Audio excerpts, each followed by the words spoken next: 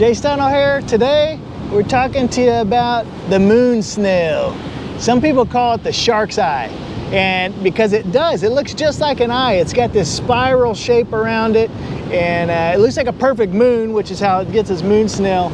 But the shark's eye is the most common one we have here in Texas. So I'm going to talk to you a little bit about it.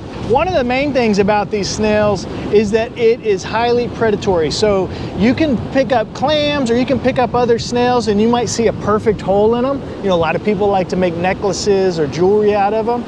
This is one of the snails that makes a perfect hole in all of those clams and other mollusks that you find. And actually, we can look at fossils from millions of years ago at clams and snails that have those perfect holes, and you can tell if it's a moon snail or not.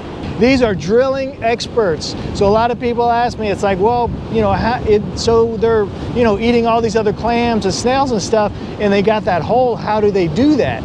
Well, they have something called a radula, and it's like a tongue that has a drill bit on it, basically. And so it's able to scrape through the shell to be able to make that perfect hole. Then it has chemicals that it can put in there to be able to dissolve the meat and then suck it out. If you find these things during low tide, they will be right at the water line, and you'll see kind of sand and stuff pushed up. If you dig down and pull one of those out, it'll be the moon snail. And not only that, if you set it back down in the water and watch it for a second, it has what's called a foot. And that foot will be even larger than the snail itself. It will come out all around it, and that is the snail coming out to be able to dig down and bury in the sand where they live most of their life. They feed on different particles in the sand. They feed on snails and the clams. Now, one thing you might have seen with these is that whenever they lay their eggs are not just deposited little bitty beads of what you would think. It's actually called a sand collar, and it looks like a rubber gasket or something like that. And oftentimes when we're doing beach cleanups and we see these egg casings washing in from the moon snail, people will pick them up and throw them away because they think they're trash. But there are actually thousands and thousands of baby snails inside of that sand collar. They can live for a long time out of the water, and part of the reason is they have what's called an operculum. And so, you know, most of these snails have this. It's basically a hatch door.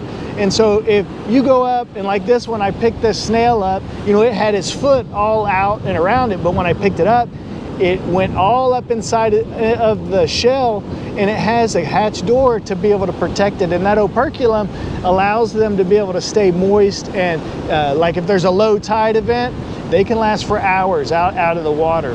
And then, you know, when the water comes back up, they move along their way. Now, how they find their prey is through chemoreceptors.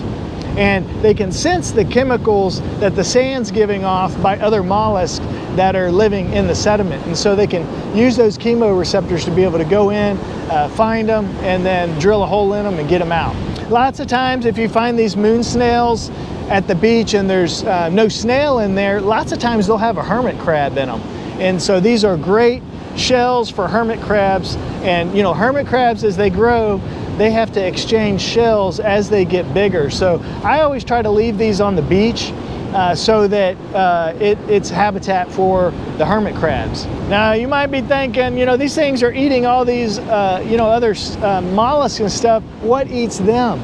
Well, crabs, you can often find crabs eating them. There's some fish that actually eat these and can crush them up.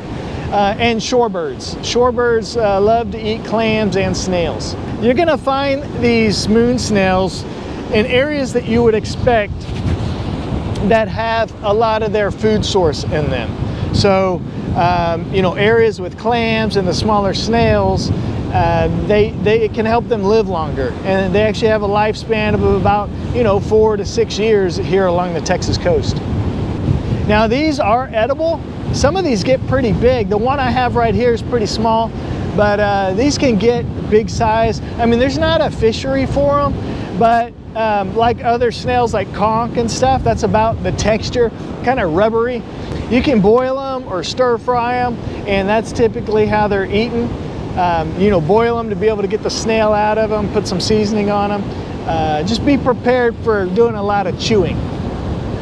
Okay, well, I thought, you know, being able to see this real pretty snail here, I'm gonna go put him back in the water, but thought you might like to be able to check out and hear more about what this shark's eye is all about.